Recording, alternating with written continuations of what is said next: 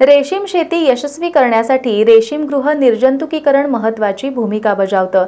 यासाठी शेतकऱ्यांनी रेशीम शेतीच्या शेडमध्ये निर्जंतुकीकरणासाठी ग्रासिम कंपनीच्या विक्रम ब्रँडची ब्लीचिंग पावडर वापरावी, असं आवाहन ग्रासिमचे अधिकारी राजेंद्र बाळकृष्ण परब यांनी केलंय। करवीर तालुक्यातील कुरुकली इथं आयोजित शेतकरी कार्यशाळेत ते बोलत होते।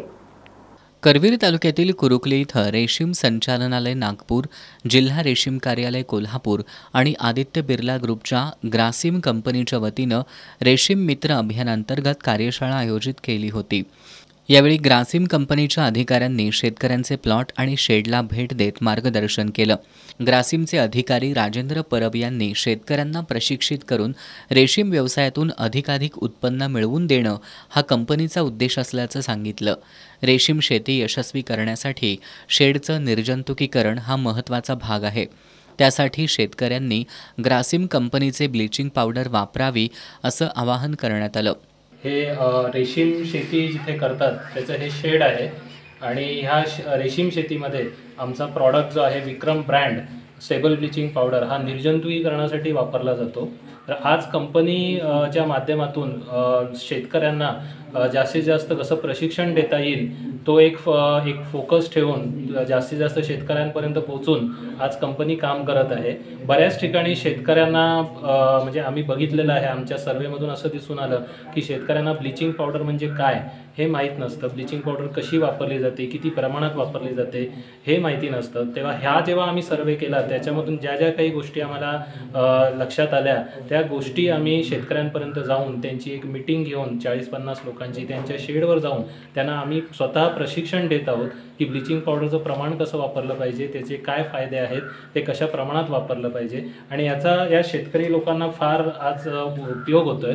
अशा मीटिंग्स आम्ही शिर्डी, औरंगाबाद, बीड अशा बऱ्याच ठिकाणी केलेल्या आहेत आणि आज जवळपास ही आमची 8वी मीटिंग आहे जी आम्ही इथे बेलेगावामध्ये करत आहोत। ह्याच्या पुढेही आम्ही बऱ्याच मीटिंग ज्या एरियामध्ये अजूनपर्यंत आम्ही पोहोचलेलो नाही आहोत तिथे आम्ही पोहोचून त्या मीटिंग करू आणि शेतकऱ्यांना मार्गदर्शन करू। रेशीम विकास अधिकारी राजेंद्र कांबळे, वरिष्ठ तांत्रिक सहाय्यक प्रवीण निकम, करवीरच्या रेशीम क्षेत्र सहाय्यक प्रियांका चंदनशिवे, तानाजी पाटील यांनी मार्गदर्शन केलं। साई एजन्सीजचे सुनील शिपुगडे, बापू कुलकर्णी, प्रमोद शिरसाट, प्रल्हाद पाटील यांच्यासह शेतकरी उपस्थित होते। यावेळी रेशीम शेतकऱ्यांनी ब्लीचिंग पावडर वापरल्यानंतरचे फायदे सांगितले। रेशीम शेती 10 वर्षे करत आहे। 10 वर्षे रेशीम करत असताना माझे 22x50चे शेड आहे। शेडमध्ये आपल्याला चॉकी आणल्यानंतर जो शेडमध्ये रोगवारा जो होतोय, आळ्यांना होतोय किंवा बाकीचे बॅक्टेरिया होतोय, ते आमचे कोल्हापूरमध्ये नामांकित कंपनी आदित्य बिर्ला विक्रम ब्रँड ग्रासिम कंपनीचे आमचे कोल्हापूर जिल्ह्याचे वितरक शिपुगडे साहेब व त्यांच्या कंपनीचे एक्झिक्युटिव्ह परब साहेब यांनी शेतकऱ्यांच्या शेतबांधापर्यंत जाऊन चंदगड असू दे, गडिंग्लज असू दे, राधानगरी असू दे, करवीर असू दे, रेशीम विभागाच्या यंत्रणेशी संपर्क साधून जे लोकांच्या गाठीभेटी गेली, शेती प्लॉटला व्हिजिट दिली, शेडला व्हिजिट दिली, रेशीम बागेला दिली।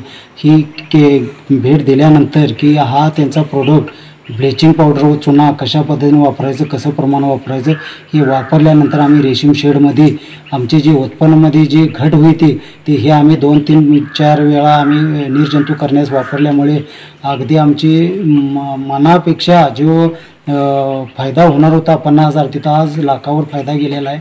आणि ह्या कंपनीचं ब्रँडेड विक्रम ब्रँड आहे।